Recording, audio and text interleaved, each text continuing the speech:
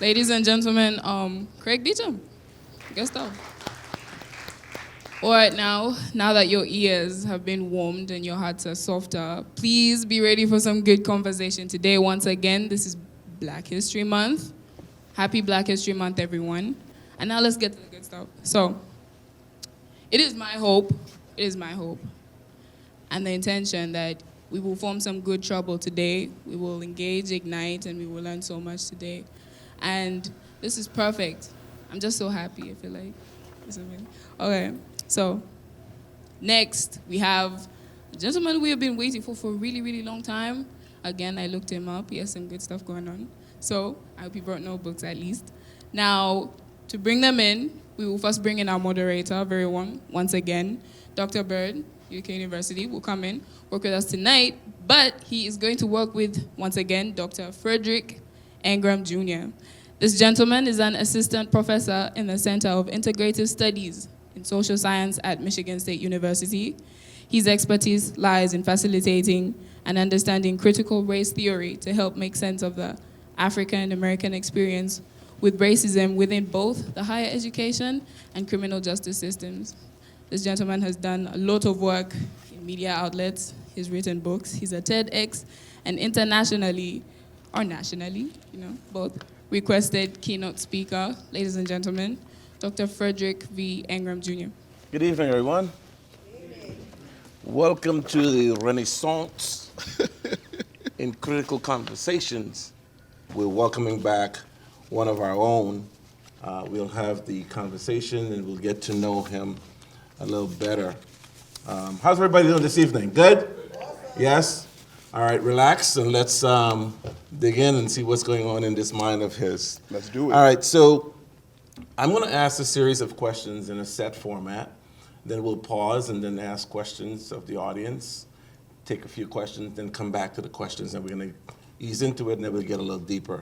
So, this is my brother from another mother. Same mother. Same mother. Go ahead with that.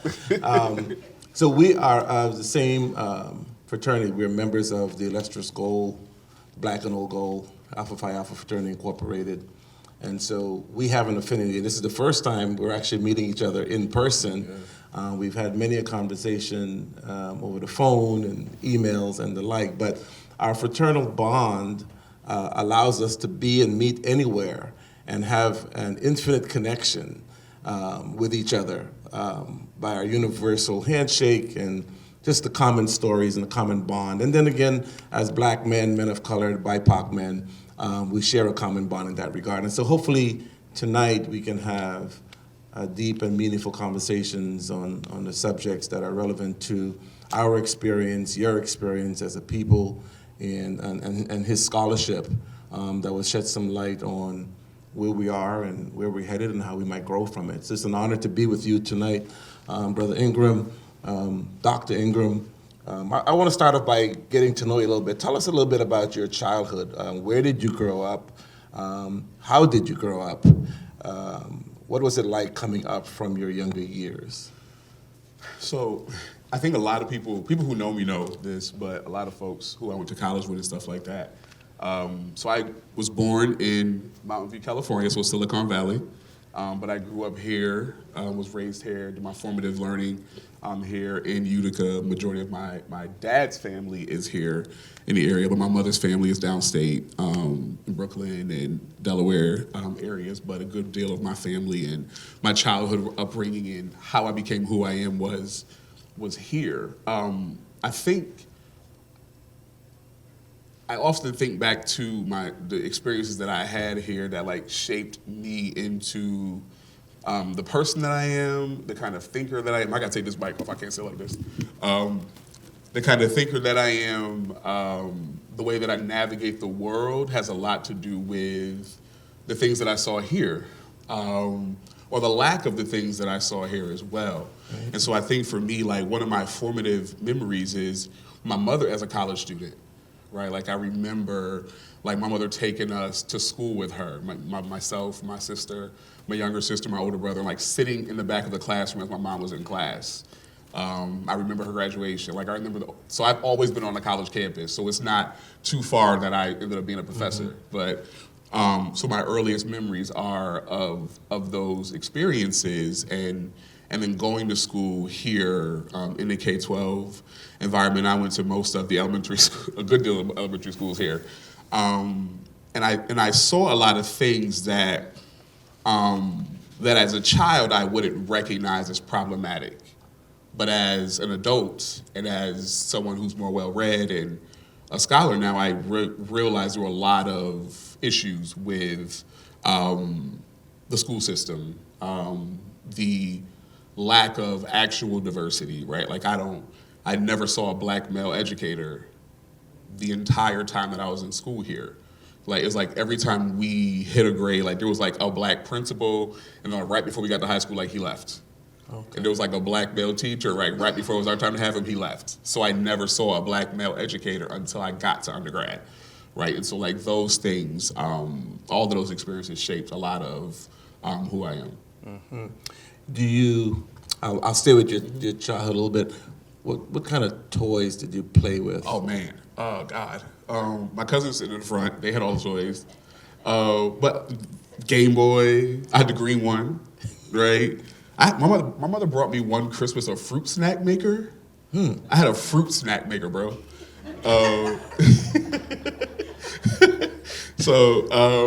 Like everything, like Nintendo, Sega, like everything. Like we in a lot of ways did not want. Like so, I think what's funny is that like we definitely weren't rich by any means, but I definitely think that a lot of my childhood we had a lot of privileges that I recognize now as privileges that a lot of our peers like didn't have. Things that were normal for me, right, were not normal for people. And I recognized that like once I got to college, things like how we swam in gym class, like as a requirement. And people are like, yeah, we didn't have a pool in our school. And I'm like, what? You know what I mean? Or like how we skied in gym class. We skied in gym class. Like in gym class, right? Like in middle school. Wow. I'm like, yeah, we ski. And they're like, ski? In upstate New York? Yeah, I'm like, we skied in gym class, like it's a requirement. And when I think about, I'm like, oh, I should probably shut up because people, and like we have performing arts schools, like we had to play an instrument, we had to sing in the choir, you had to do those were like part of like your matriculation through school here. And people are like, yeah, we didn't have performing arts programs. I'm like, damn. You know what I mean? And so even though we were called an inner city school, right, or inner city school district, there were a lot of things that like we enjoyed here that for me are probably bare minimum that people that I've navigated the world with like did not have. Isn't perspective an interesting? Yeah, and so you realize that like we were the bad schools. Yeah. You know what I mean? For sure. And so we had all of those. We had that access, even though, and I think that access is what made us well-rounded. Game Boy, huh? Green one. I had a green Game Boy, bro. The green one, not the gray one. The green one.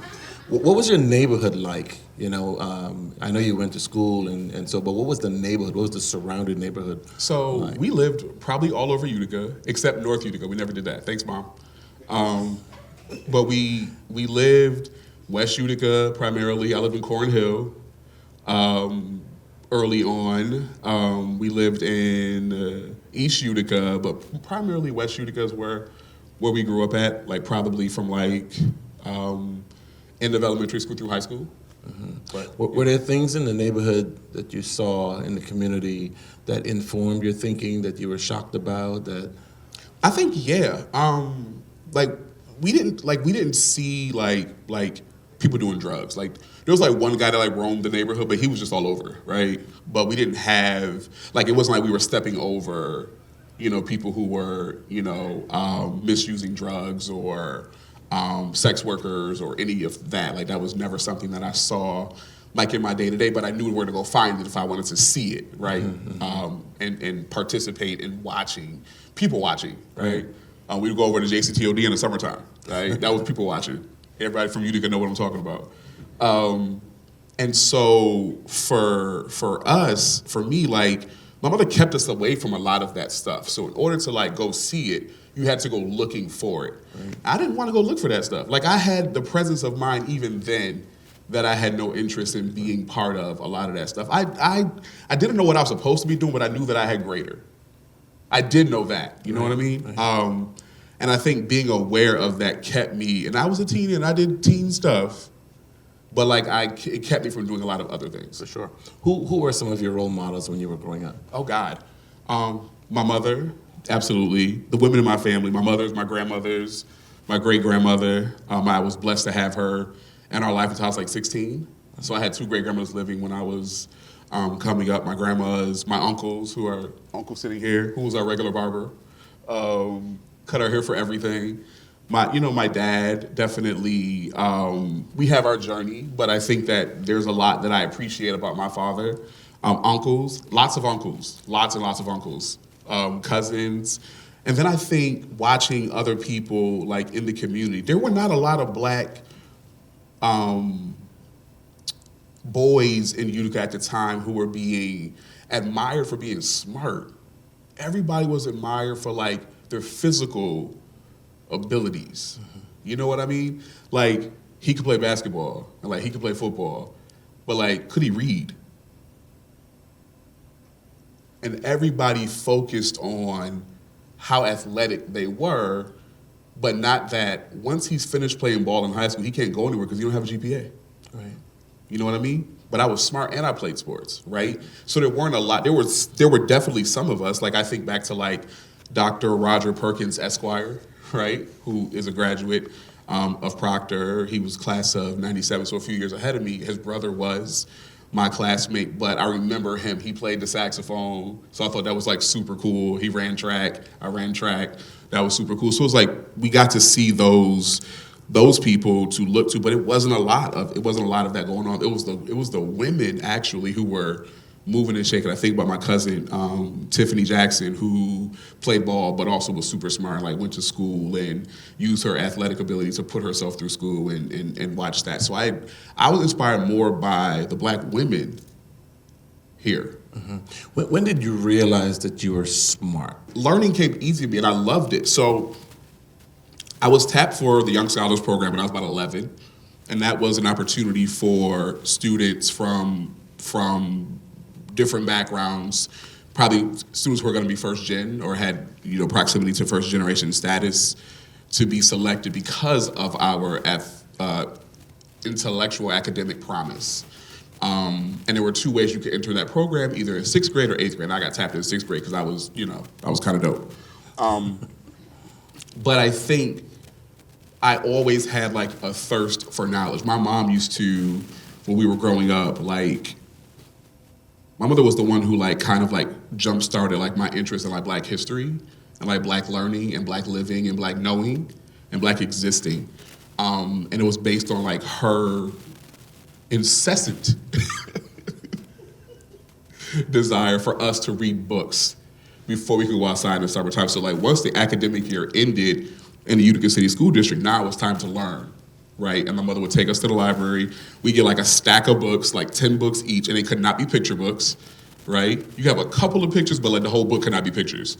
And we had to like read those, and then we had to like report to her. And sometimes if she thought we was playing, she'd make us write reports about what we read and what we learned and what we took from that. And I loved it. My brother hated it, but I enjoyed it because it allowed me to be able to travel through time, through space, right? Through different experiences for people, and that is what made me realize like how necessary our experiences are, and why we gotta protect that we have to tell our stories, why it's important that we acknowledge our stories, why we acknowledge our experiences, and why all of those experiences, whether they are difficult or easy, are why I can sit here and you can sit here and have this conversation right now. Mm-hmm. So let's stay with mom for a second, right? Because I think mom as a role model kind of shape your path. Yeah, absolutely. Insistently, whether you like it or not. She put some things in your head. What do you know about your mom's story that brought that particular expectation that she put on her children? My mother always, had this belief, and I think a lot of parents are like this, like, I'm gonna give my kids what I didn't have. It was important to recognize maybe some shortcomings or inaccessibility of opportunity for certain things. And she wanted us to be able to experience those things. She didn't want us to not have access to some of that. And so, like, playing instruments. I didn't want to do that. But the mom was like, I didn't play instruments, so y'all will play instruments, right? We all play sports. And my sister, who's the girliest of girls, she had to play sports. She had to play basketball. She had to play baseball. She does not want to play baseball. But we had to do all of those things because my mom was like, you don't know that you're not going to like something until you try something. And so she was the one that, like, kind of put that, like, in us. And so it was through her. My mother coached our basketball team in 6th grade. She was our Dick Miller basketball coach. Bruv, have your mother ever coached your basketball team? My mother didn't. My mother coached. My mom was like picking up my teammates, and they were like my classmates, and like driving them. And I'm like, I don't even like him. Why is my mom car? You know what I'm saying? And like she did that, right? And so even like I remember those things. She don't realize that I remember those things, but I do. And all of those experiences absolutely shaped. Yeah. When was the last time you were shocked or surprised by anything, whether it's at work, in society, that you were taken back by? Anti-Blackness by Black people. Say some more. I expect white supremacy to be exactly what it is. I expect racist white people to be racist white people. So that doesn't surprise me. I study that, right? I know how to respond to it. I know how to exist around it. I know how to navigate away from it. I know how to find a safe space within it. But Black people and their anti-Blackness is like a gut punch. Because for me, two things. I live my life in cause and effect, right? A lot of us focus on the effect of like why people operate in the ways that they do, and we punish them for that, right? Like we punish people for being poor, we punish people for being incarcerated, but we don't focus on the cause. Like, how did they get there? And so for me, I understand how we arrived at anti-Blackness, how we arrived at our unknowing of our experiences that allows us to live in ignorance and repeat it, participate in it, be actors of it. But it still stuns me every time I see it because I'm like, damn, you too? You know what I mean? Because how? Like, how do you not know in 2023 that what you just said or what you just did was inherently anti-Black, right? And as a Black person. Yes, as a Black person. And when we think about white supremacy, I say all the time that y'all don't hate white supremacy enough for me. And I say that because I'm like, at a most foundational level, people don't understand it. They don't know what it means. And we pick and choose the parts of it that we dislike. And we point that out and we recognize it when it happens to us, but we don't recognize the parts that we like and we participate in. Right? And what does that look like for Black people and anti-Blackness? It's colorism, right? Having a preference for light-skinned people over dark-skinned people. It's texturism. Having a preference for certain kind of hair textures. It's fat phobia, like picking on people for being fat. It's anti-poverty, like clowning people for being poor as if they created that condition for themselves, right? It is transphobic, it is homophobic, it is, all of those things are bastards of white supremacy. And you don't recognize that because A, you don't read, but B, you decided for yourself that these things are not me, and so it's okay for me to cling to them as things that are preferences, right? And we call them preferences. So do you see white supremacy as an ideology, a practice, a belief system? I think that's a good question. I think white supremacy started as an ideology. It is now a system and it's a praxis, right? Because most people think white supremacy, they think flag, like church bombings, cross burnings, the N-word, lynchings. And like for most people, like that's the beginning and end of it. But they don't think that like food deserts, right? Like no actual grocery stores in the hood is white supremacy. They don't realize that when we sent the kids home during COVID to learn, but they didn't have internet. But we expected them to keep up. And then we talk about how we lost a generation to learn it. That was on purpose, right? we don't recognize that. We don't recognize the fact that cops don't belong in schools. And I will hold that. I'll fight you about it, right? Cops do not belong in schools, period, right? You create a system of carceration. You create the school to prison pipeline when students are engrossed in a place that is like prison. We had to have passes to go to and fro. I gotta pee. I need permission to go pee. Right? We had to have timestamps. If we ran into an officer, which was like a guard, they had a timestamp when they saw you, right? In case someone else saw you, well, this person saw you at 1:15, this 1:42, why are you not back in class, right? And so those experiences that create the system that we then blame people for existing in. But when we talk about white supremacy, like, we have to understand, like, it is foundational to the American social experiment, and everything comes from it. Everything is built from it. How we understand life, how we understand race, how we understand race relations, how we understand gender and gender norms. All of those things are byproducts of white supremacy. In that same vein, what qualities do you admire in people that are the human condition? People who have the willingness to learn. I think the most intelligent thing you could ever say is, I don't know. Everybody likes to be an expert of everything. Sometimes shut up, bro.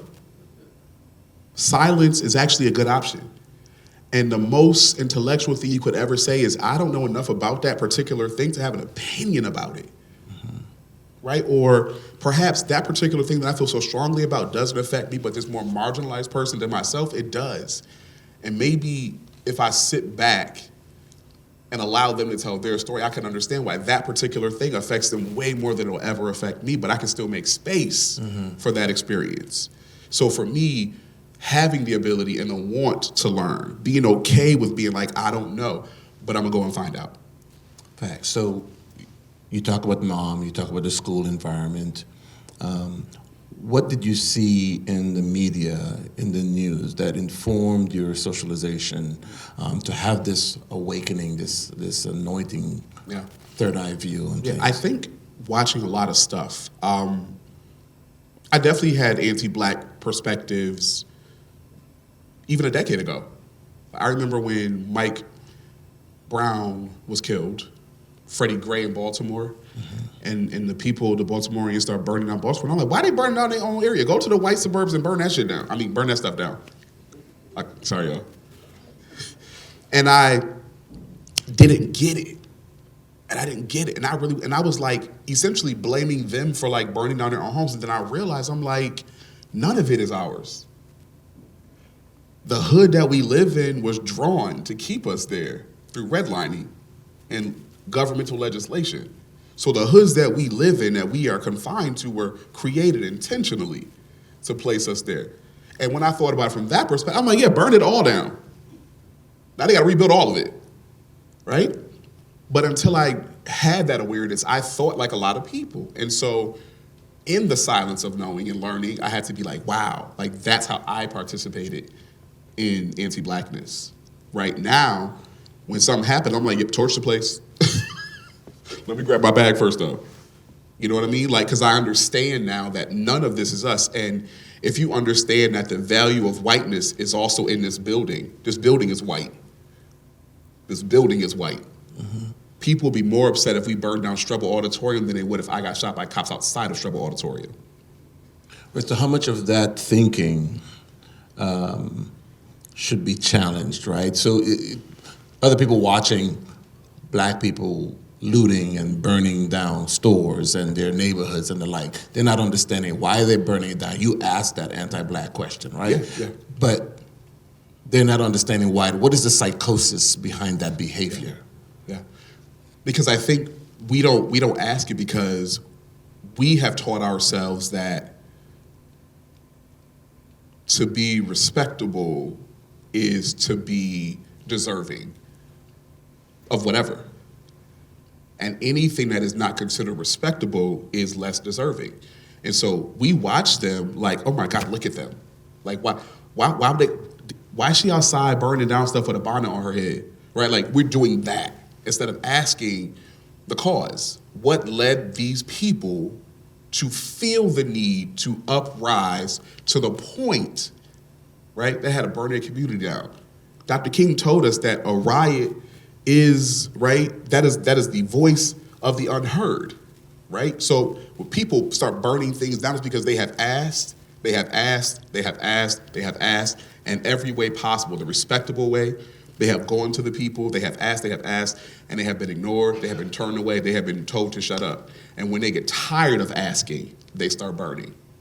Understanding that will make you completely have a different perspective of why it happens. So when you left, when did you leave this area? For the final time, 07. So I left for undergrad, came back for about 1.5 years after undergrad. Where was undergrad? Johnson C. Smith University, HBCU in Charlotte, North Carolina. Shout out to the Smithites. Went there, did 4 years, came home. Like most undergrads, trying to figure out life. What do I want to do? What am I called to do? What am I running from? And what am I deciding that I want to do? And sometimes those things are not in sync. And I think the difficulty in navigating that journey was like, what I wanted to do was go to law school. That was what I was supposed to do.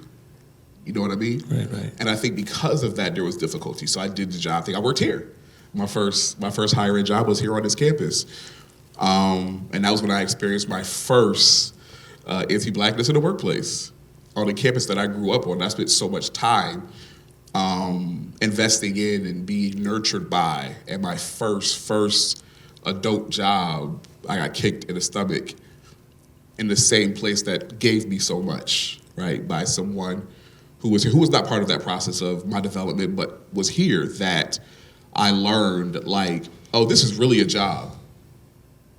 It's a job. Reality hit. Yeah, it's a job, and treated as such. And I remember calling my mom, because she always got the calls, and she came and got me. I got fired. I didn't know how you get fired. Like, it was a situation of like, he's not here, so I can tell the story. And if he is here, I don't care. So I was hired as the only black person in the office, so very much a token, and I was assigned to handle the recruiting in like the urban areas of New York. So Brooklyn, Bronx, Staten, yada yada. And then they threw Atlanta, Georgia in my recruiting territory. But, I grew up here, I went to school in Carolina, so I could drive, I didn't have a license. And, back then, I don't know what it's like now, but you couldn't just go to the DMV and like take a road test. Like, it was like a schedule. Remember that? It was like a month. And so you had to like take the permit and like wait a month, to like then get the license. And so like I had done that, but like when they threw Atlanta on me, I'm like, oh, I got my road test. And so and being honest, because I lived by that for whatever reason, and I decided to have an honest conversation with my employer about what was going on. I said, hey, so this new schedule adjustment, I can't make that because I have to go do a road test. And we were at like a retreat or something. And he was like, oh, don't worry about it. We'll talk about it on Monday. And I had already talked to a colleague who was like, oh, I'll go in your place. And I was like, cool. So I found a replacement to go, a white guy, teammate who was helpful. And I talked to my boss about it. And he was like, we'll talk about it on Monday. And so I come to work. It was like summer hours. People don't work regular hours in the summertime on campuses. So I come to campus and everybody's here, like in a huddle. And I'm like, I'm checking my phone. Did I miss a text message? Did I like ignore an email? Why is everybody here but me? And my boss was like, go into your office. I'll be there in a second. I'm like, okay. So I go in my office. I start working. He comes in. He gets me. And he was like, come with me for a walk. So I said, okay. So we go for a walk. And he fires me on the walk. There was no HR. There was no signing of papers. Now, I'm 22, so I don't know that this is a process. So he was like, you can get your things and you can go. And I was like, okay. And I'm like stunned, but he said that's what I got to do. So I don't know what to be like. I should speak to HR, right? So I go grab my things and I leave. And when I realized now, I'm like, yo, I walked off the job. And so when you go to HR, my termination or my reason for leaving is I walked off the job. Wow. Not that I was terminated. And I was like, ain't that about something? My first experience with it was here on the campus that nurtured me. Yeah.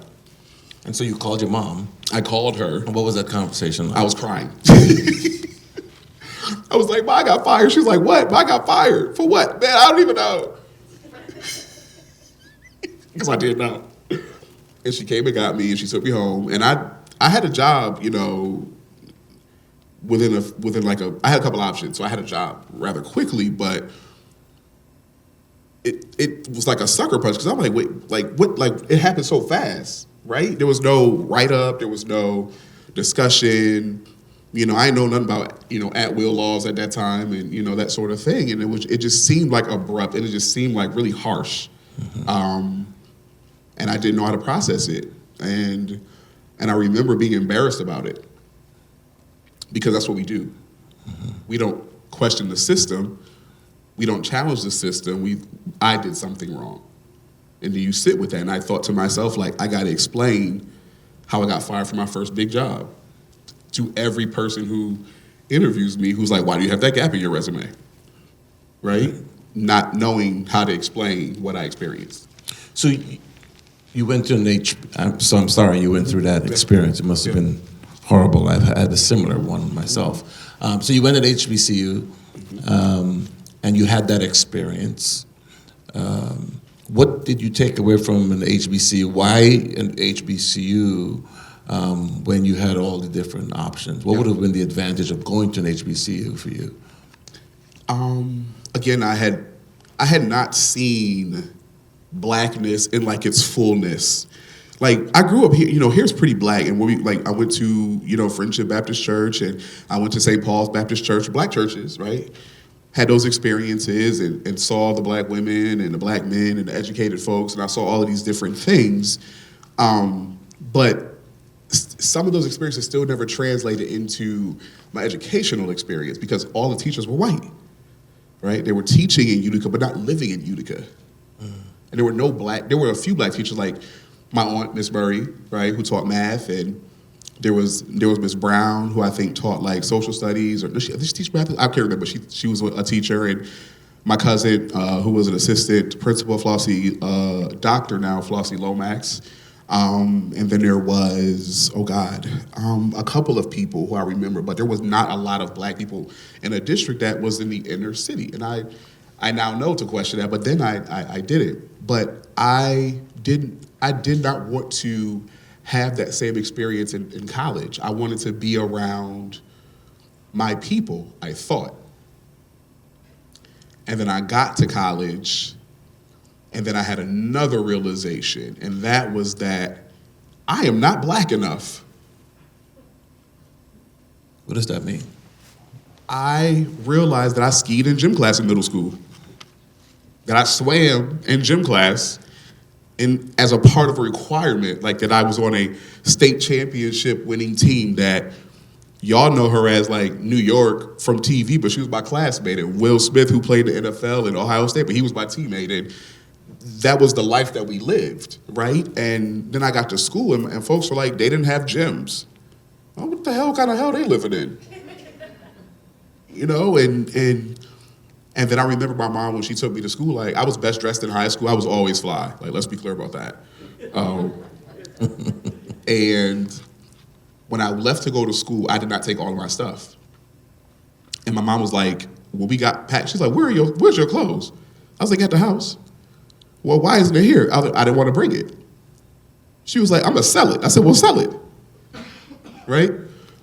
I brought like 2 pair of sneakers, 2 pair of boots, a black pair of shoes, and a brown pair of shoes, because I wanted to be normal. Because I wanted to fit in with the other people who had less. That looked like you. That looked like me. I didn't want to be shining, you know what I mean? Mm-hmm. And looking like obvious and out of place. And when I first got there, I realized, I'm like, yo, like, they really had different experiences than I did. And now there were definitely super wealthy black folks who were like 4th, 5th generation, and, you know, and parents were charter members of Greek letter organizations, and, you know, their dads were presidents of universities. So that definitely happened as well. But I think, like, I remember getting there, and I remember it was right before homecoming, because that's an important piece to point out. Right before homecoming, I was like, I don't know if I'm going to stay here. I think I'm going to go back to a state school. And then homecoming happened, and I was like, I lied. homecoming happened, and homecoming happened. And then I got to see the step shows, the Greeks is in full force, the alum are coming back so you can see what they went on to become. And you're watching this expansive blackness in like so many different ways and shapes and forms. And it was like, wow. Did you feel this was like a different world of real life. Did you feel like an imposter? I did. I had imposter syndrome at HBCU as a black person. And so it's one of the things that I think, for bringing it up, I've written about this, where people always assume that blackness is monolithic. Black is very, very, very different, and you realize how different it is in the HBCU space, right? We are not all the same. We do not come from the same places. We don't have the same stories. Me growing up with divorced parents and you growing up with divorced parents is a completely different experience, and we cannot say that those two things are the same. And being in that space like helped me to realize like, and also how dope that also is, the strength in those differences. And my best friend, India Rose Davis, who's probably watching this, who I met, she kidnapped me during orientation. She literally saw me, she's from Portland, Oregon, saw me across the union and was like, hey, you. And I looked around, you gonna be my best friend. I was like, she's weird. She's one of the prettiest girls in our class. So I was like, oh, she's real weird. Because like, why would the prettiest girl in this class want to be best friends with me, right? And we are best friends still, almost 22 years later. When I got to my hotel today, there was a bottle of champagne, a bottle of wine, and roses in my room because she called the hotel before I arrived to have them put that in my room. That's because of my HBCU experience. Right. So at HBCU, so where you saw it in full display, right? So how did you come out of the imposter syndrome? What Homecoming. Homecoming did that for you? Like, I'm so serious. Like, because then it was like, everybody let their hair down. Because when you first get to school, like, it's all the moving parts, right? It's orientation, it's, preparing for like all the things, and it's the adjustment to being away from my parents and my siblings for like the first time in my life. And yeah, that happens at every school, but like, I've never been in all black schools, right? So even in all black schools, the teachers were white. So like, there was never a situation where like, we had the first black woman president during my matriculation. So I got to see a black woman lead, right, at the highest level.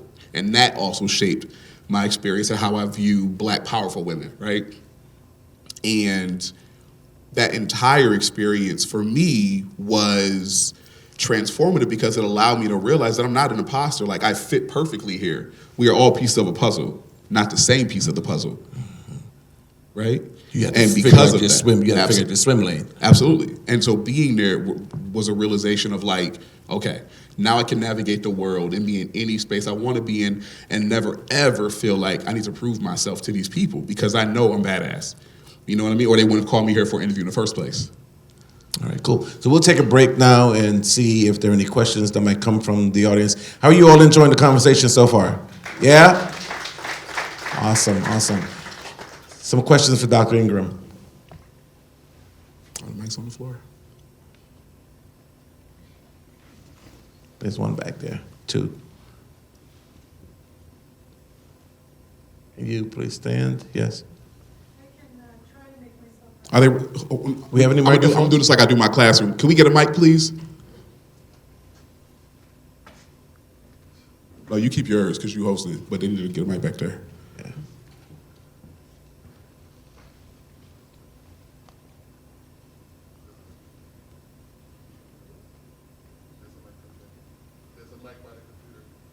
Yeah, we need to put the stands down here so they can come to them. Yeah, thank you.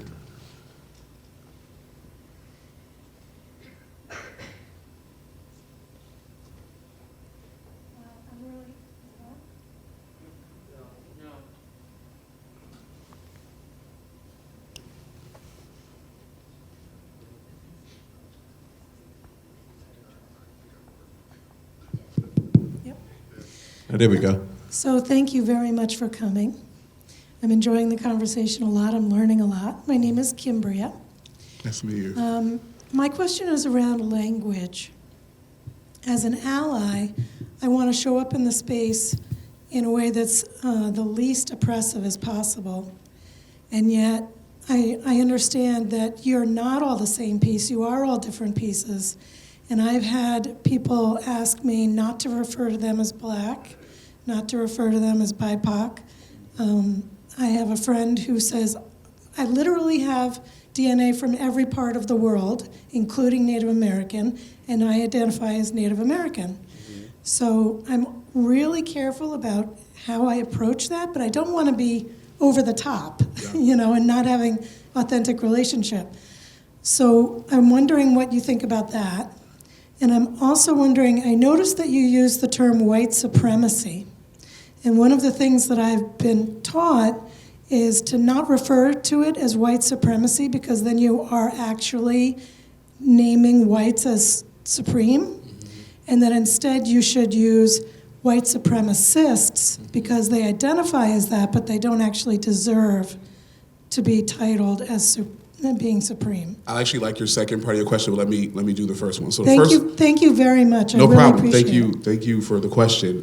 First, language absolutely matters, and also knowing when to step in matters. I personally detest the term ally, personally. I don't think it goes far enough. I think ally is a safe word because it allows you as a non-black person to decide when you feel that someone or something is worthy of protecting. A co-conspirator is different because you are forced to act whenever inequality shows up, whether or not you feel that person is deserving of it or not. And that's the difference, right? Because allyship allows people to pick and choose their favorite black people or their favorite Native people or their favorite queer people, but the other people that they don't care for as much, they may not jump up and bump for them in the same way. So that's my answer for that. And just like your friend, I hate the term BIPOC. I don't ever refer to me as such, because I think that our experiences are so different, and they're different because everybody likes to lump people of color together, but we never ever address the issues of those groups. And I think each of those groups deserve their time in the sun. We don't need to have the Oppression Olympics, but we definitely need to recognize those experiences. The Black experience to the Native Nations experience to other persons of color in America are vastly different, right? And so I think when you smush them all together, it allows people to take a laissez-faire approach to all of those individualized issues, and they are all individualized and should be seen, right, as such. I think that being called black is your preference, right? Like for me, I'm not black as in like my ethnic identity. Black is my culture, right? I'm American by nationality because of slavery. I'm African ethnically because of my blood. I'm black because of my culture, right?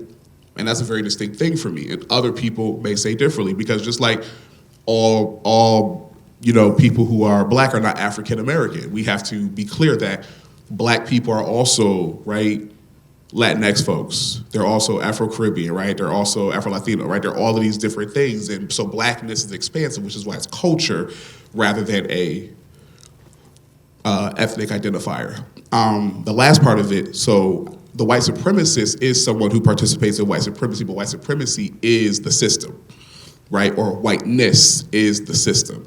And so I name it because not naming it is what allows it to continue to happen.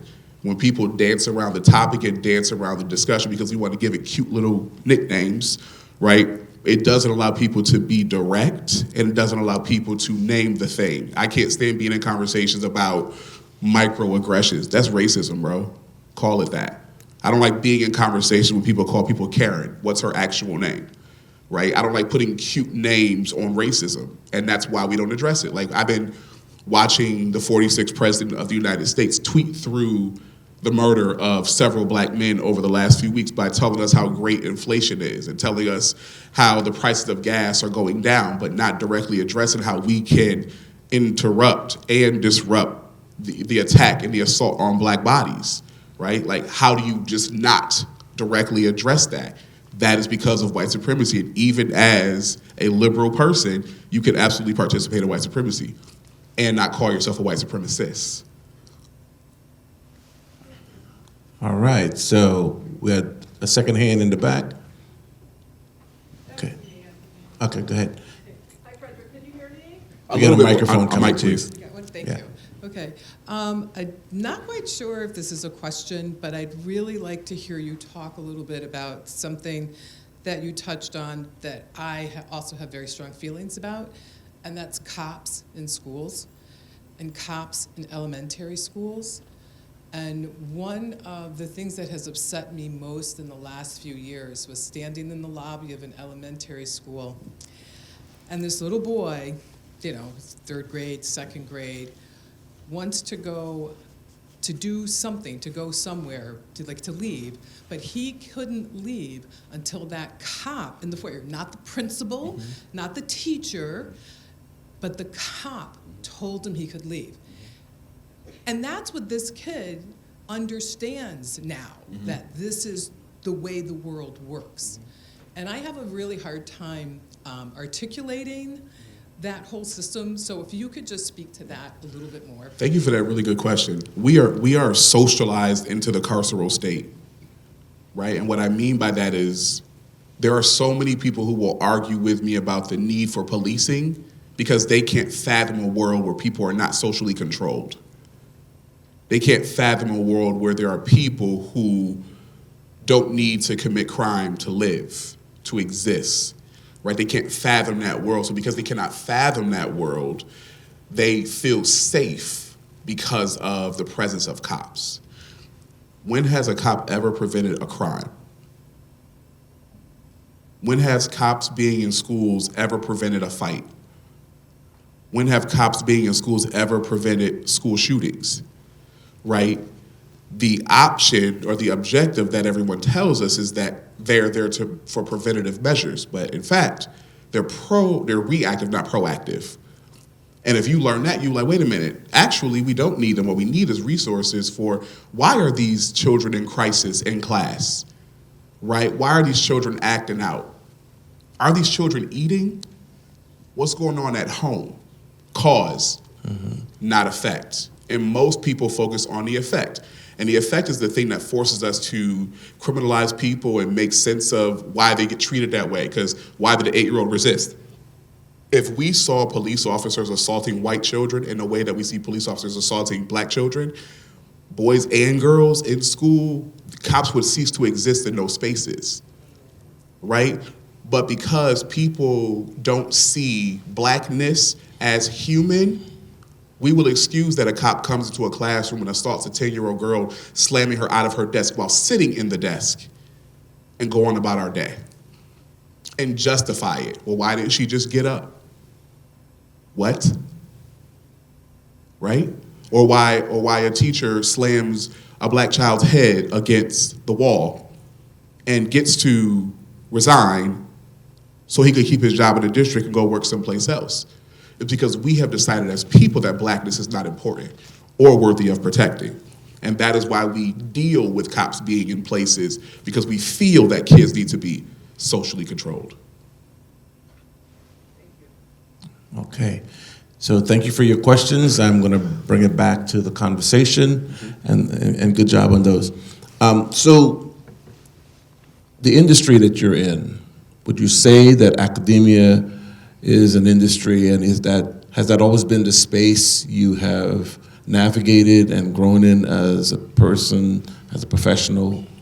I was definitely a student affairs professional first, particularly in enrollment management, where I got my start here. I never thought that I'd be a professor. I knew that I had the skills to educate people and teach people, and I had different ways of practicing that. I don't need to go further, but I think I never saw myself as a professor. I didn't know how to navigate that, right? Like, you know, in certain aspects of my life, I'm still first gen, right? Like I am the first black, well, I'm the first doctor in my family. I have a cousin who became a doctor shortly after I did, but I'm the first. So there wasn't someone sitting in that space to like tell me what to do. Now I have a cousin who's a professor on my mom's side, but I didn't meet her until much later, right? So I didn't have somebody to tell me like, these are the steps. This is what you do, like this is what you follow. I kind of fell into it. You know what I mean? Through the nature of working in higher education, earning a doctorate, and realizing like, okay, this degree is supposed to give me an immediate ROI, return on investment. And so what will that look like? I recognize, I'm like, I don't want to work 8 to 5 anymore. I don't want to go to meetings all the time. I don't want to have somebody tell me when I can take lunch or when I can go on break. I don't want to. And so what is the way for me to have a more entrepreneurial experience, but still be connected to like the safety of employment? And for me, that was like, okay, where can I go be a thinker actively? Where can I go engage with other intellectual people in shared space? Where can I do the best work and get into good trouble? And that's the academic space. But I also think that there are so many problems with academia. I think that academia is wholly performative, right? A lot of my work is seated in diversity, equity, and inclusion. I think a great deal of DEI work is performance, right? I teach my students that like diversity work isn't for the people who are marginalized, it's to make white people feel better, right? And you can tell because of the things that we do with DEI efforts, right? When you have a talk, people are like, hey, so could you not say certain things? We don't want to offend anybody. During these DEI conversations, diversity, equity, and inclusion is supposed to be disruptive. That's the gag. It's supposed to be disruptive. It's supposed to make you think about the systems that exist that force us to have conversations about DEI. But then we put white people in those spaces who protect whiteness and disallow for conversations to happen that will push us forward, right? And so we think about a lot of these schools in 2020 who created these initiatives because of the murder of George Floyd and Breonna Taylor and Ahmaud Arbery and so many others. And they created these initiatives, and then as soon as this year, they all dropped them all. Netflix created a DEI team and fired everybody, right? Google just fired a bunch of people, right? You got all of these people who were, you know, donating and putting their black boxes on social media, and we stand with Black Lives, and they gave us Juneteenth ice cream even. Yeah. We got Juneteenth ice cream and napkins. Did you taste it? No. It's an abomination, right? But that's what they gave us, and that was them showing us diversity. And some people, well-intentioned white people and apologetic black people, are like, that is amazing. Look how far we've come. I'm like, I'll flip this table over. Because this is performance. This is performance. And this is why we're not going anywhere, because we're not having the conversations about why you thought that this was a good idea. Do you think the opportunity for social deconstruction starts in academia, or is there other spaces that might occur? I think academia is the thinkers of the world, and then grassroots people. Grassroots folks, people on the ground, are the ones who get the information to the people, right? But when we learn about all of the things that are like inappropriate, like when you learned about cisgender and transgender, that didn't come from, your mom didn't sit you down and tell you that in most cases. You learned that from school. That's academic, right? And so a lot of those pieces that we learned about came from academia. So academia feeds a lot of this information, but it's the people on the ground that teach it and help us to understand it and to make sense of it, right? And so those two worlds have to do a better job of connecting. And so when you see universities existing in places like Utica that are largely disconnected from the community, you have to ask yourself, like, how real is our work? Right, when I was talking to one of the young ladies, she was like, somebody didn't even know that, you know, Utica's now a university, and he lives here, and it's like, how, right? Or why is it a university, or why is it this, or why is it that? Because people are so disconnected. We have to ask ourselves as institutions, we think we're doing so good, but it's the people that the institution is surrounded by who we should be impacting.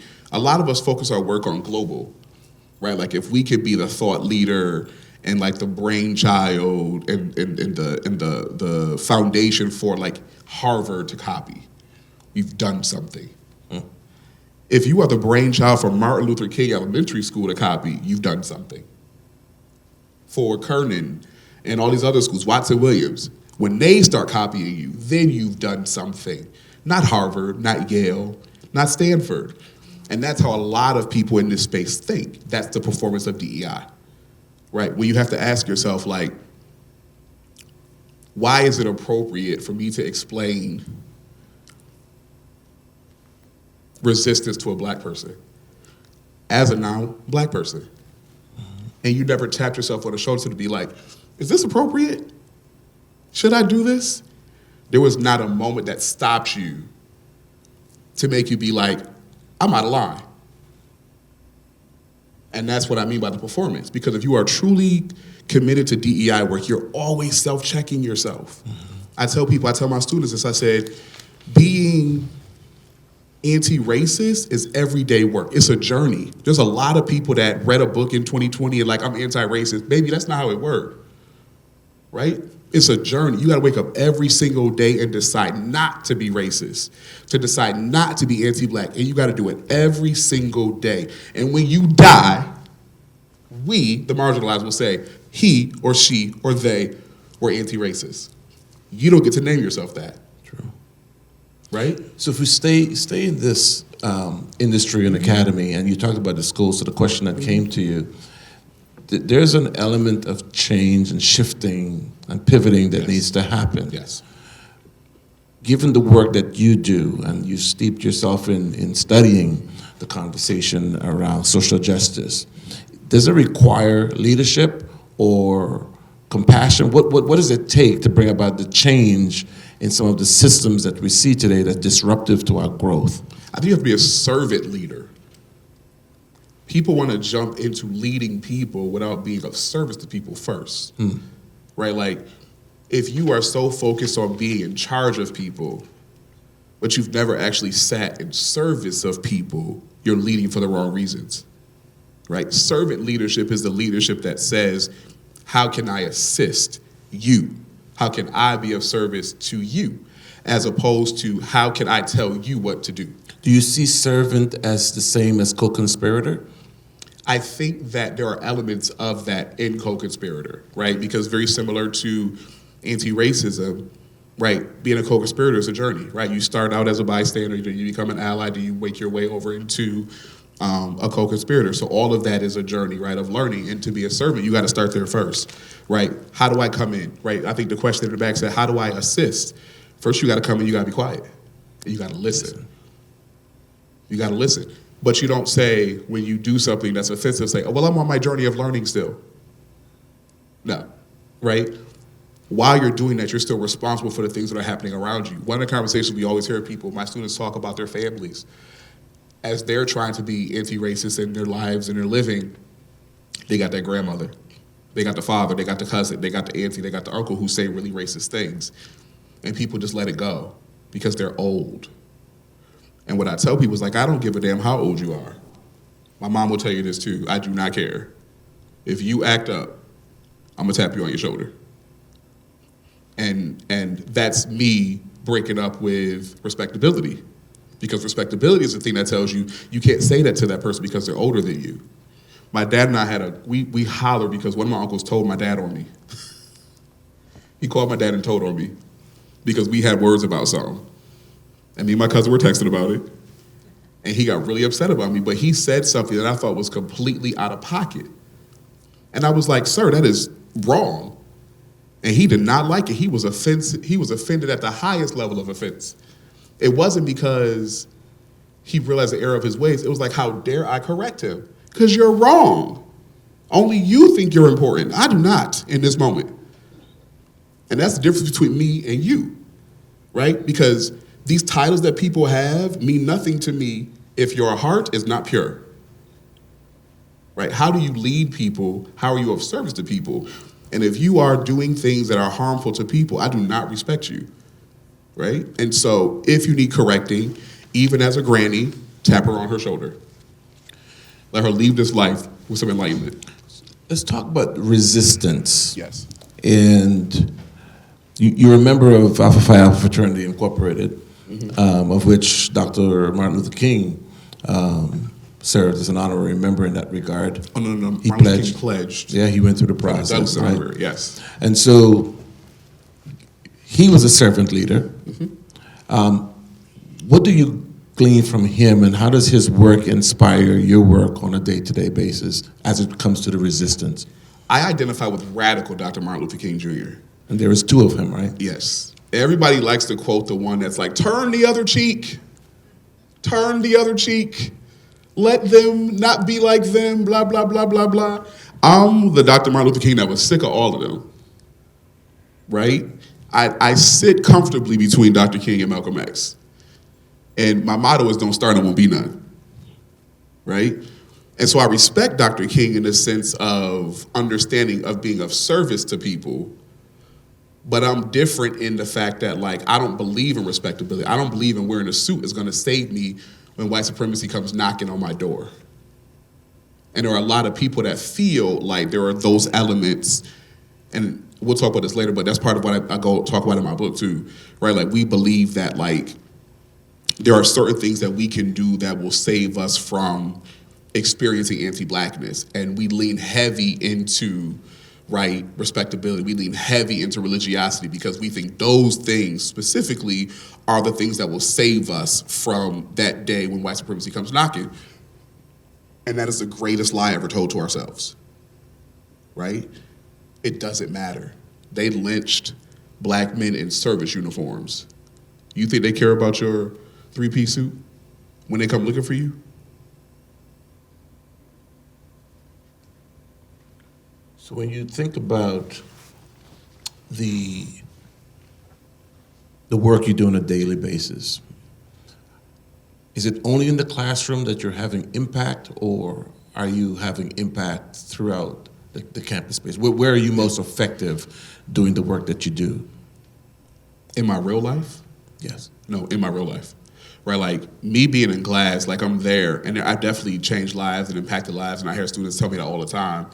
I have a white student now who, it was the funniest thing, where after class one day, she hung out, but it was the weirdest, because I was talking to another student, and class had dismissed, and, like, she had left, but she like left, but she was, like, hanging out in the hallway, like Spider-Man on a wall. It was weird, right?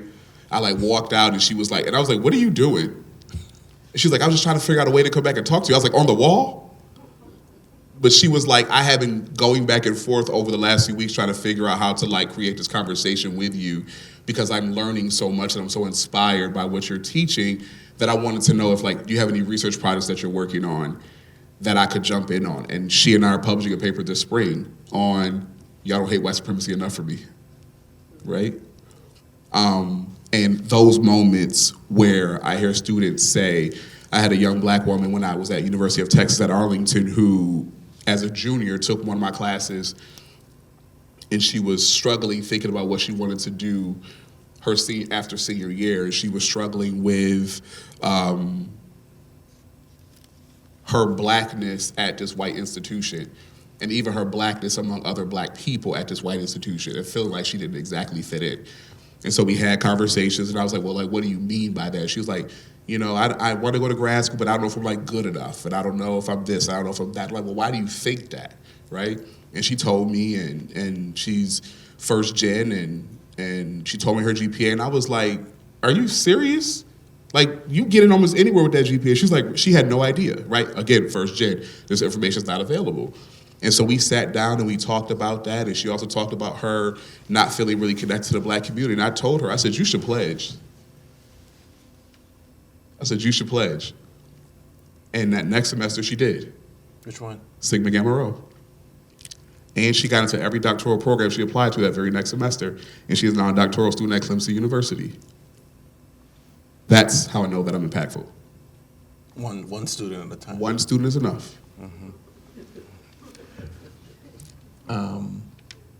I want to shift to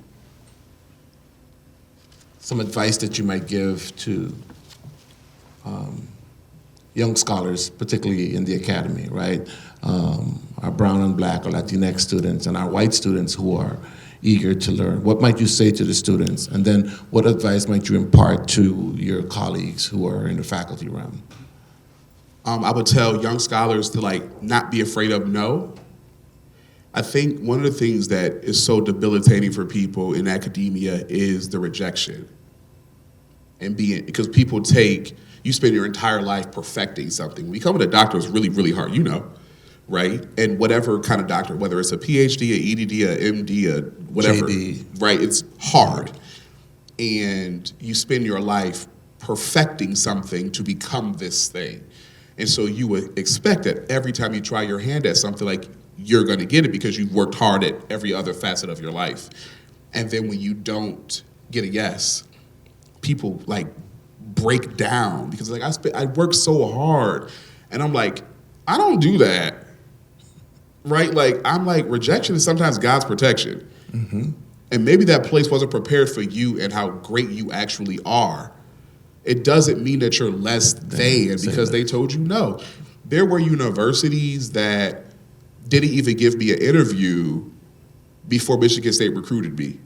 And they are lower ranked universities, right?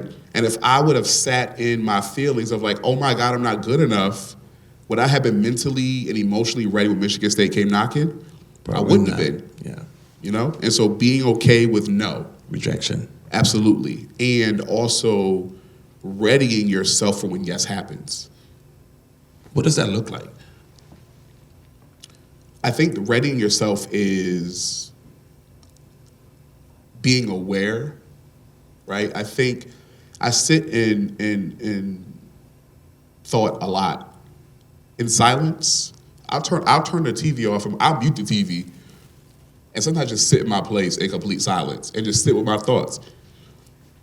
And in those moments, some of my greatest ideas come to me, right? When I thought about writing the book, it was conversations that I was having, it was things that I was living and things that I was experiencing, and I was just like, this needs to be in the world. And these thoughts that I'm having, other people are also having them, and we need to be in conversation with each other, even if it's in our own places by ourselves. Starts there. Yeah, right? And I think when you are in conversation with yourself, it allows you to be prepared to be in conversation with other people. And everybody is so fixated on other people's opinions. But if you situate yourself in already being prepared for what you know you're supposed to be doing, you care less and less and less about what other people think about you. Mm-hmm. Fair. So that's you talking to the students. What might you say to your faculty colleagues who are influential at best, right? They have the students as a captive audience. What would you want them to know as it relates to social justice and their growth?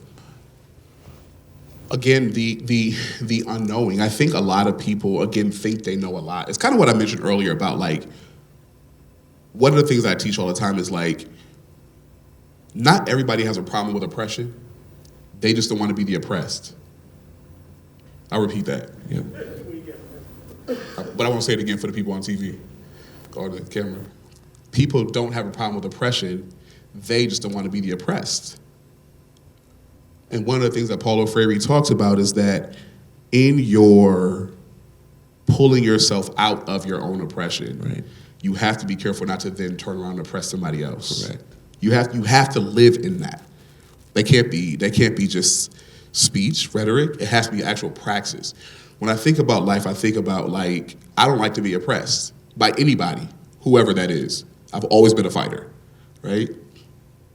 But I also think about, like, how do I then not oppress other people? How do I stand up for people who are being oppressed? Correct. How do I give a voice to those people when sometimes they don't have it? And I think back, I probably always had that voice. Even back to when people would call me mouthy when I was a kid. Mm-hmm. Nah, you doing something that I don't like, and you didn't know about it. Mm-hmm. But kids have those gifts, and adults, we kill those gifts in kids. Right. And those are the very things that when kids become adults, they question everything about themselves because the sureness that they had, the confidence that they had as kids, we murdered it because we didn't see it in ourselves. Mm-hmm. Is in Paulo Freire's book, was that the seminal theme of the pedagogy of the oppressed? Mm-hmm. Was to not become the oppressor. Not to become the oppressor. Wow. And to always be thinking about that. Your liberation is absolutely important, but you don't become liberated to then oppress other people. Right. Great. So talk to us about your shortcomings. Mm-hmm. You know, what are some of your setbacks? Where do you stop and pause? Where do you say, ouch? Where do you say, where I got to reset? I think for a lot of time, allowed myself to be other people's punching bag. Right? Unpack that a little bit. And what I mean by that is, like, we have family who have not dealt with their own harm, their own child inside them being murdered by other people. And as a result of that, they become angry adults. Mm-hmm. And not knowing how to place that anger, and sometimes they shoot it at you, someone who knows how to place yours. And I think for a lot of years, I would take that and I would internalize it and I would be like, well, why am I receiving this? And I realized it had nothing to do with me, right? And I can love you, but I could also be very clear, stop punching me, right? And I think we have to learn how to love people sometimes from a distance when they don't know how to love themselves or you, right? But that's a lesson that I had to learn. And I think also, I didn't know how to rest before the pandemic. I was going. I was living in DC and in graduate school in Boston as a doctoral student, full time.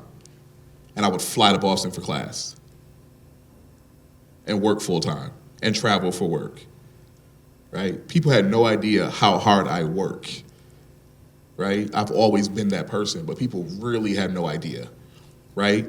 And I remember when I lost that job because I was working so hard, and then, oh my God, we had a new, plan, university, strategic plan that came together, and I worked on it, and part of the strategic plan was budgeting, and I lost my job as a result of a budget that I created. And I worked so hard, I had all of this PTO that I wasn't using because I was in school and I was working, and my friends were living. My friends in Europe, my friends in Africa, and I'm like, I gotta work, bro. I gotta write, I gotta do this, I gotta do that, I gotta do this, I gotta do that, and I was not living. And once that happened, I said, no more. Like, I have hard stops. I do not work on a weekend.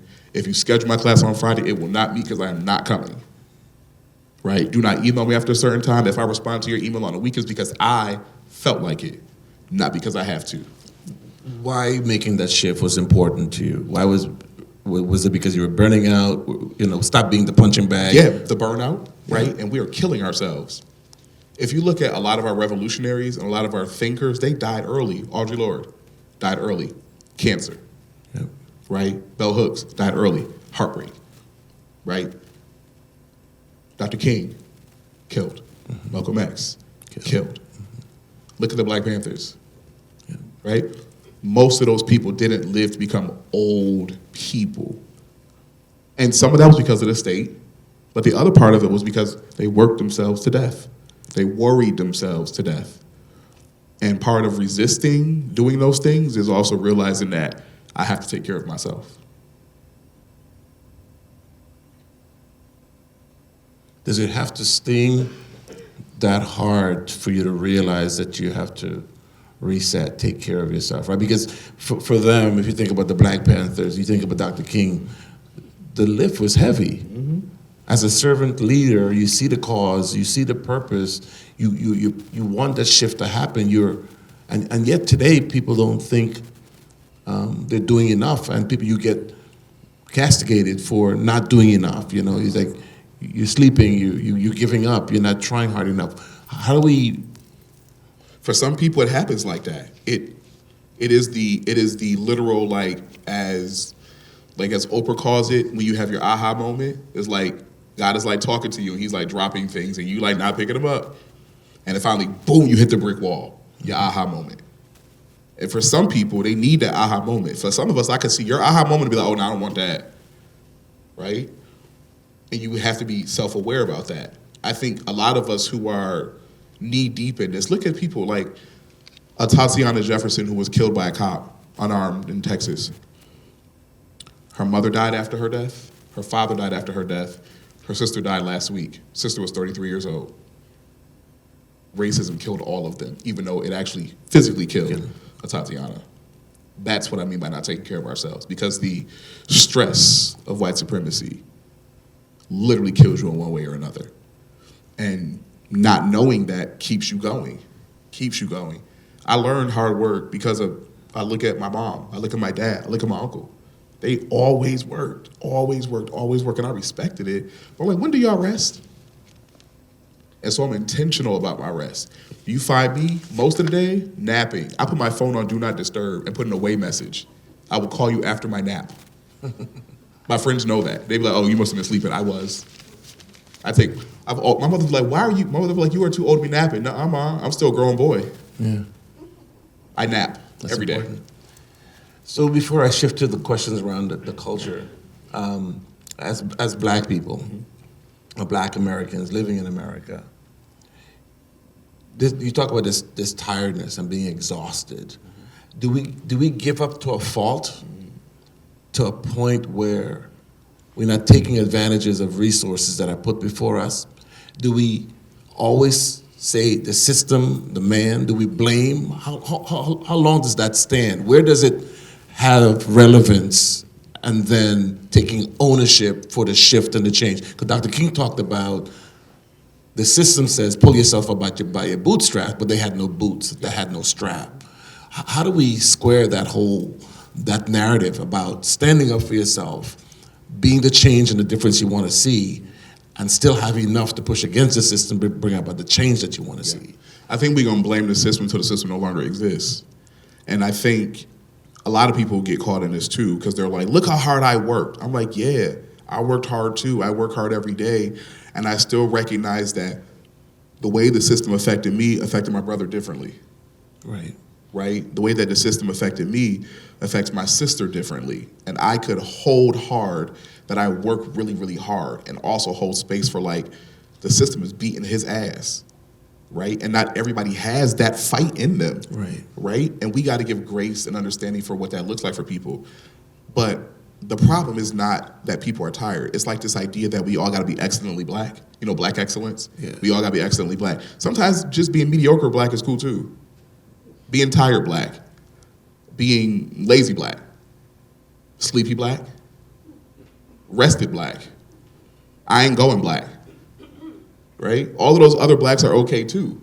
Right? But we all focus on, ooh, Black excellence. Yeah, but like being regular Black is cool too, bro. Maybe I don't feel like winning an Academy Award this year. Does that mean that everything else I've done doesn't matter? Right? Make space for all of those people. Right? We live by this innate desire to, like, always be seen by other people as amazing. And the other people is not other Black people, it's white people.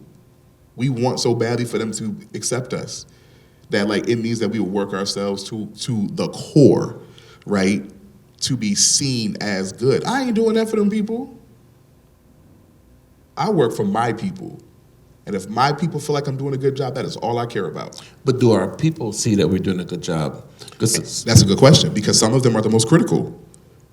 But it's because they're not aware, right? I think part of understanding the word, Doc, is understanding, like, where you are situated in it.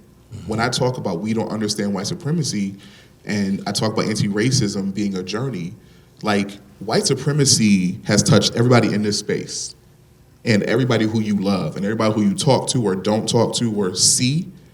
And not everybody has addressed their relationship. We all have a relationship with white supremacy. And until you address that relationship, it's going to beat you down while you think you are actively winning. But you doing certain things, right? Like being critical of everything that people do, right? But being critical without having perhaps a better suggestion. You just don't like it. You're just being contrarian just because. Right. But, like, what is a better way for us to approach this thing rather than I don't like it? Right, be part of the solution. You know what I mean? Yeah. So before we go on further, I want to turn to the audience to see if you have any questions for Dr. Engram at this time. I see one hand in the back. We got to come with the mic 1 second, please.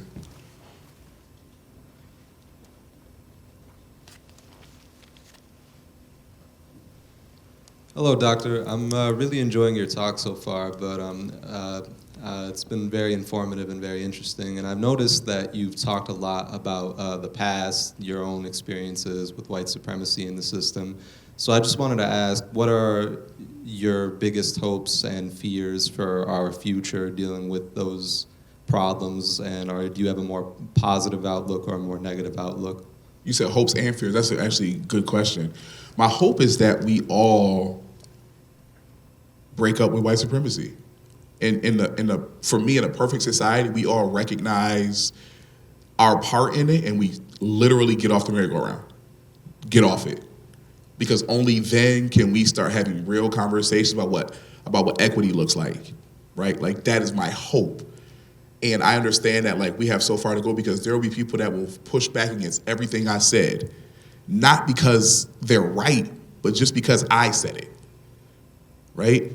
My fear is that so many of us are so lost because of white supremacy that I don't know if we can get everybody back, right? Because people have not accepted what white supremacy has done to them, right? Whether it be defeated by the system or whether it be feeling like you're above the system. One of the things that irks my soul is people thinking that like wealth or proximity to wealth is the thing that frees you and liberates you from racism and white supremacy. But actually, what you got to understand, and Max Weber talks about this, right? Sociologist that says that like only a certain demographic of people can label you prestigious. You might achieve wealth, you might achieve all these things in the world, but if those people don't call you prestigious, you still have not arrived. Next question, anybody else? I got a question. That's my mom. Be nice, Mom. I still have a question. Earlier today, I had a conversation with one of my relatives, and the question, or should I say the statement that was made, was that blacks are not serious enough about the change that we seek to find. And I can't understand how we're having this conversation over and over and over and over again about whether or not when we were brought here as slaves and told that at a certain point we were free, the question comes up, are we really, really free? Because our experiences are not free experiences. We're paying a price all the time, all the time. I was sharing with one of the professors, I guess they call them, well, not a professor, but a success coach. And I re-entered school, so working towards something I've tried to do many times over. However, the success coach was saying, I'm fearful for you being back in school. I wondered why, because am I hurt? Is it because of my age? Because in this life, we're continually learning. So where's the fear coming? Because it's not my personal fear. I didn't walk in the door and say, I'm fearful, but I'm here. So I don't know if that's a question or a statement It's a or statement. what, but it's kind of confusing. Like I said, we're trying to fix something, and we all have been beat down, and we all have been made to believe this is how you go at it. But I feel like we're spinning in circles because we're not understanding the pain, the frustration, and it's just a vicious cycle. And I really can relate to my son saying, we're in this system and we've got to get off that Ferris wheel. We really have to delve into how we do this differently, that it works for us and not against us. Give a round of applause to the mother of Dr. Engram. Great statement. Do you want to comment on what Mom said? No, I think there's a lot in that statement, but I think there was some truth that like a lot of us aren't sick enough, right? And I think again, when I think about that, or when I say that, I still lead that thought with grace, because you don't know you should be sick of something if you know that something is wrong, right? And again, so many of us have been taught. You could be wrong and ignore the symptoms. Absolutely, of the sickness, there are people who are like it's like people who will tell you that white supremacy is not a real thing, like those people, right?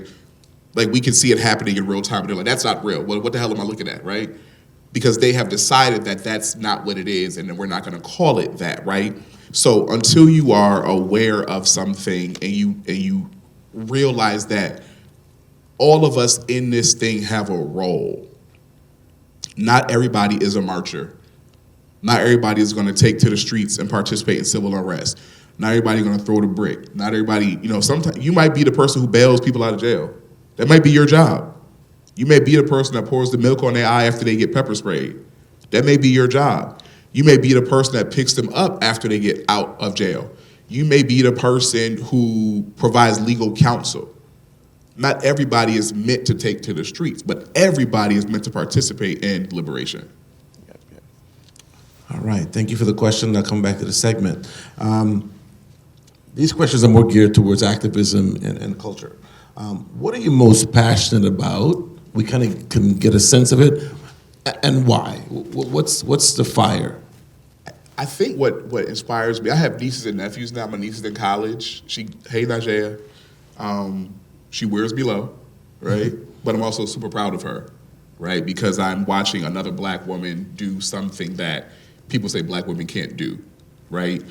And so watching her, she didn't have the easiest time in life, right? And so watching her go after something that she saw me do, she saw my sister do, she's watching her grandma do, and she's doing it as well, right? So it's those things that make me keep going, right? When I think about my cousins who I may not see all the time, who are watching me, and they're like, I'm so proud of you, right? Friends, right? Who I grew up with, and they all go with me when I enter these spaces, right? Like sometimes I walk into places and I'm like, bro, they wouldn't even have admitted me here when I applied in high school. But now they employ me to be here and they hire me to come and talk, right? And like those moments keep me humble because it's like I have out-of-body moments like this is really happening. You know what I mean? And I think for me, those are the things that keep me going. But more importantly, like until we are liberated, we gotta go. Until we are all liberated, we gotta go. Right, and that's the work for each and every single one of us. All right, so what are some of the social justice problems and issues that you see in the world that you wrestle with in an incessant way? And what are you doing to address them? And do you have help in that regard? I wrestle with police brutalities. My work is in understanding how African Americans make sense of white supremacy, racism, anti-blackness in higher education, so in the learning space, but also in the criminal justice system. And I say that because I'm personally impacted by the criminal justice system. I have cousins who are incarcerated, right? Cousins who are my peers in my peer group who are incarcerated. I have a cousin who died before we knew that he was incarcerated. And it was those experiences that shaped why I feel these things, these conversations are necessary. Like, I remember my cousin, Russell, he is the oldest grandchild on my maternal grandmother's side, and he went missing. Like, he just vanished. And I remember one day, I was living in Charlotte at the time, and I remember my aunt called me, like, you talked to your cousin? And I'm like, no. She's like, I haven't spoken to him. It's been a while. And he, like, went missing. We, like, could not find him. And my cousin got SSI, right? And so eventually my aunt tracked the payments. And I forget where it was. He was like in South Carolina or something like that. By the time we found out where he was, we found out that he had been incarcerated for something. And by the time my aunt got to him, he died. My cousin was killed by the system. His mother, a nurse, had asked them not to essentially pull the plug on her child until she arrived. And they pulled it anyway. She sued, right? But it's those things, right? When I think about those things that like deeply affect myself and my family, like standing over the top of my cousin, right? And seeing that and sending my cousin books as he's incarcerated, right? As I write things or things that I think are necessary for him to read. I'm personally impacted by that, but I think my work stems from also understanding that like my experience isn't the only one, right? And there are so many people who have those experiences but don't necessarily have people who are speaking to them and providing space for those experiences, and also who don't understand them to provide space, right? And I think when I think about it, I think about my growing up. I think about all the people who we knew who are no longer alive, who were in the same space that we were in, some who sat in this room with me in 1995. Right, who are either incarcerated or dead. So I'm sorry for your loss. Yeah. So I know you've done some YouTube clips and some TED Talks, right? Some clips, yeah. What do you mean when you say Black joy is an act of resistance? So resistance shows up in many ways, right? Resistance could be one of the things that Black women did at the turn of the century is decide that they were not going to work. And white women's resistance was that they were going to work. That was a part of the feminist movement, right?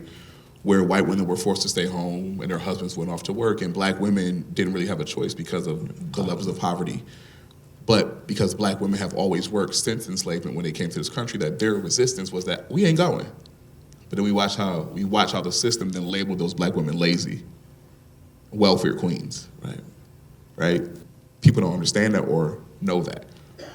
But resistance looks like finding joy when they want us broken down, right? And so black joy, when I think about that, particularly when I did that TED Talk, I thought about the moments of my life. I go through a timeline in that TED Talk where I talk about 7 years old being the age of reason, and 7 years being the age where people begin to think more clearly. That's second grade. And I remember talking about at 7 years old, Rodney King was beat by the police. And so from the age of 7 until now, at 39, all I have known is anti-black violence, violent behavior. 7 years old, I see cops taking billy clubs to this black man who was unarmed.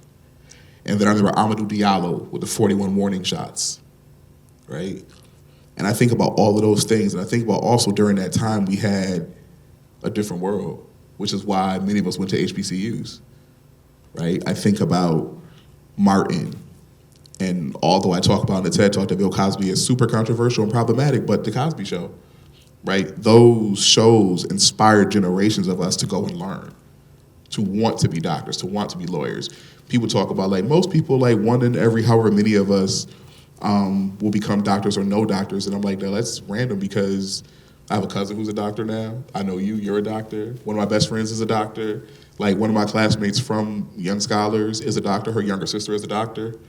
That alone, our generation alone, turned that on its head, right? And these are people from Utica, right? A place where they tell us that these things are not possible, right? And so I think about us finding our happiness and being able to celebrate and being able to be proud of those moments and being able to find peace and being able to carve out that peace and be able to carve out that joy, even when the world tells us that we have nothing to be happy about. Fair. In another one of your clips, you talked about D&I, and what did you mean when you say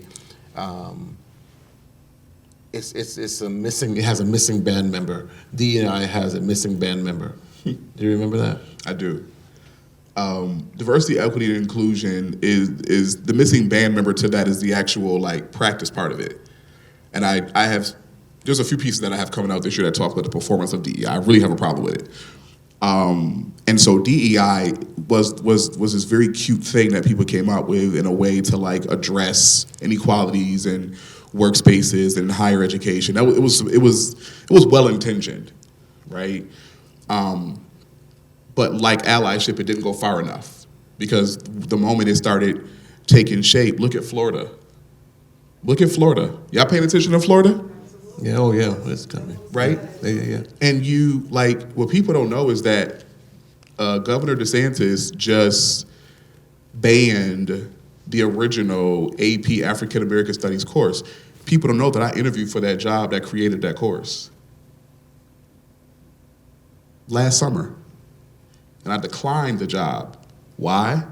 I didn't think they went far enough. So you have the governor of Florida saying they went too far. I said they didn't go far enough. Because the story that they wanted to tell about the creation of Black studies is not the one that I know. They wanted to tell about it from this peaceful and this joyful way, but Black study was born out of resistance. Correct. It was born out of being tired of not having these faces in academic spaces. Mm-hmm. Or the subject matter. The subject matter. No Black professors, no Black deans, no Black women, no queer people, right? No Asian people, right? The pushback was because we were tired of everything being white-centered. And so to attack critical race theory, to attack diversity, equity, and inclusion is taking us back to the time that we fought to get African American studies in the first place. So in that same vein, what is critical race theory to you, and what is the controversy really all about? Yeah, critical race theory is a legal theory, so it's not taught in K-12, right? But critical race theory was created by legal minds like Derek Bell, Kimberly Crenshaw, et cetera, to allow us to be able to understand discrimination. white supremacy, particularly how it affected black people in the legal system. In name. There were legal scholars who did very similar DEI work, but they only wanted to talk about discrimination, but they did not want to name race. They wanted to, like the question we talked about earlier, they wanted to talk around it. We don't want to call it white supremacy because people can get offended. We can't say that, right? And so the black critical thinker said, hell no, like this is about race. This is about racism.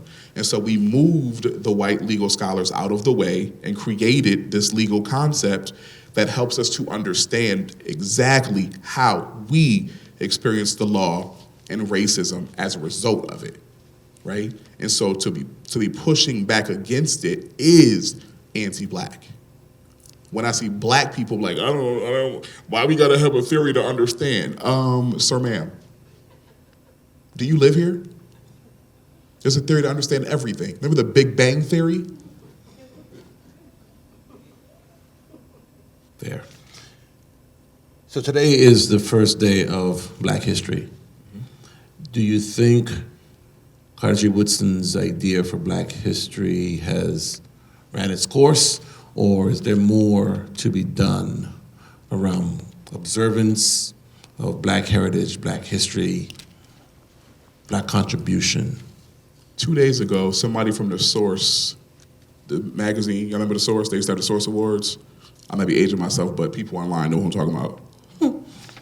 Someone from The Source Twitter account tweeted, DJ Jazzy Jeff was his real name? DJ Jazzy Jeff, Fresh Prince. They're like, I thought that was just his name on the show. They tweeted that from The Source account. The Source. The Source. Right?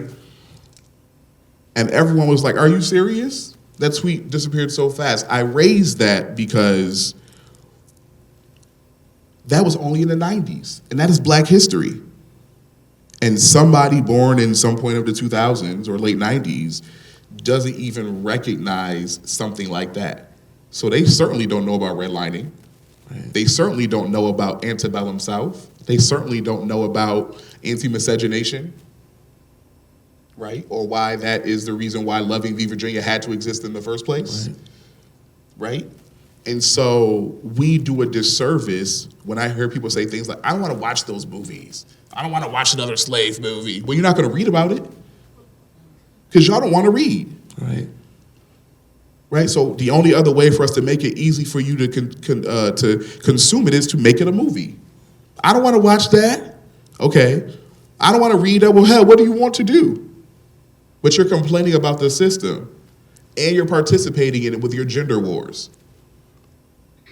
right? When you're talking about what women's roles should be, and what men's roles should be, and how that is situated in patriarchy, and how it's not only men who uphold patriarchy, right? Because people won't read. And so our job is, through Black History Month, is to remind people, not just this month, but every month, to remind people of our history, and that Black history is American history, and that's why everybody should learn it, right?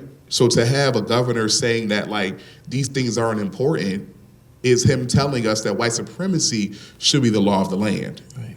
And he doesn't have to say those words because people don't want to use them. But it's the actions and the practice that is making it very clear what he's about. Very subtle. Social unrest, you make reference to the beating of Rodney King, and Tyree Nichols dies 3 days after the brutal beating on January 7th by 5 Black Memphis police officers after a traffic stop. If you think about Rodney King's beating and you think about the beating of Tyree Nichols, can you draw any parallels and comparisons and draw some kind of a reach or conclusion why it's still happening today? Absolutely. White supremacy. Everybody is like, well, they were all Black. And I was like, have y'all not been listening to what I've been saying? You don't have to be white to uphold white supremacy, right? The fact that Black men decided that another Black man's life was worthless and that they should beat him to death is an act of white supremacy. particularly because they did it under the guise of their badges in that uniform. They thought that they had somehow circumvented race themselves, and that they now had the same privilege as white police officers who would have done the same thing, would have got off. And they immediately got them. Because the same thing we talk about with wealth is that you think somehow that achieving wealth is going to save you. You somehow thought that badge was going to erase your blackness. You are black first, and they will never let you forget it. It is your job not to forget it. Because the moment you start operating like them, they will remind you like, hold up, bruh, this for us. Only we can do that. But isn't that a twisted irony, right? Yes. That King would happen in 92, and this is happening now. White officers black, black officers black, under the guise of the blue and the badge. Because people ain't learning. And people refuse to read. Because if you read, there's no way you could participate in something like that or be present and not be like, we gotta stop. What are y'all doing? What are y'all doing? Like, I could not fathom a moment where I would participate in a attack of a unarmed black person, right, who is not harming me, even them running away. People don't understand that trauma is generational. Yes. People don't understand that policing stems from slave patrols. And if we understand that trauma is passed through generations and that policing it's in the stems from DNA. slave patrols, it's in the DNA. So if we understand that, why would it be shocking that whenever we see cops, we take off running? Why would that shock you? If you understand that trauma is generational and that anti-blackness is generational, why would you be shocked that our heart rates damn near blows out of our chest when we see an officer, even if they're black? Why would that shock you? It shocks you because you won't read. Post-traumatic slave syndrome by Dr. Joy DeGruy Is a thing. spot on. Yep. Yeah. We'll pause here to take a few questions from the audience. At this time, anyone? All right. So as we come a little closer to the close time, you have a book dropping pretty soon.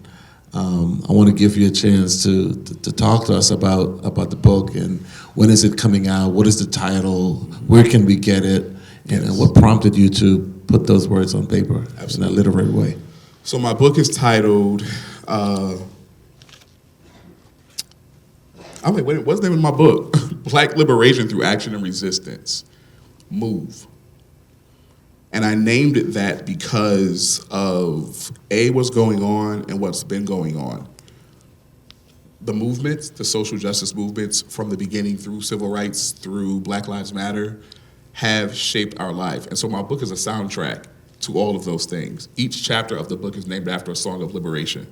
Right, and so MOVE is like a double entendre. Is that inspired by the work of Dr. Dyson in some ways? Because he uses music and rap to right. So tell there stories. are a lot of like hip hop scholars like Dr. Gloria Ladson-Billings and stuff like that who does critical race theory, but also does hip hop ed as well. A lot of other scholars as well who tie in. I tie a lot of pop culture stuff into my work, but this piece specifically for me was I want you to think through these songs as you read these chapters. Play that music as you read those chapters. Feel what you need to feel as you read this book, so you recognize that you need to get up and move.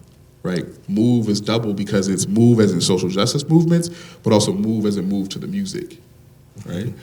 And I wrote it because I sit in conversation with so many people and I'm like, I wish that I could like open my brain up and like share what I know with everybody so we can all collectively move toward liberation. But I recognize that so many of us are stuck because they don't know where to begin. And if I could provide a little piece of something, right? If I could provide a little piece of understanding for people, then I've done my job. You know, and so the book is out.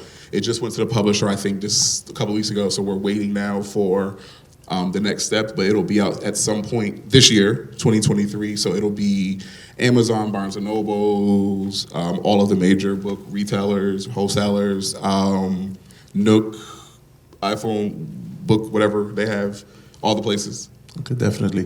Yeah. So what I would like to do at this time, he dropped the word move, and I have a few shirts here to give away. If any of you can use the acronym MOVE, Mark, if I don't know if you have any pens and pads there. If you can create words that associate with MOVE, we'll give it to Dr. Engram. He can then pick the ones that move and fit with his narrative, and we'll appropriately give out some T-shirts. So I want to thank you for elucidating our minds this evening and sharing your wisdom and your thoughts, and welcome back home. Is there any parting words or thoughts you would want to leave with us here in Utica University before we close out? Absolutely. Your joy is your own responsibility, right? And you have two options in life. You can either let people steal your joy, or you can protect your joy. But you will make a choice. One way or the other. All right, let's give a round of applause for Dr. Engram for his great wisdom. Look for the book when it comes out. But please, if you can fill out that card, acronym for MOVE, and give it back to him, we'll pick it up. We have some shirts to give to you. Do we have any questions that you want to pose before we close out this program? All right, let's give a warm round of applause for Dr. Engram for his contribution, his scholarship, his leadership and vision. Thank you very much, Fred 1906. Appreciate you.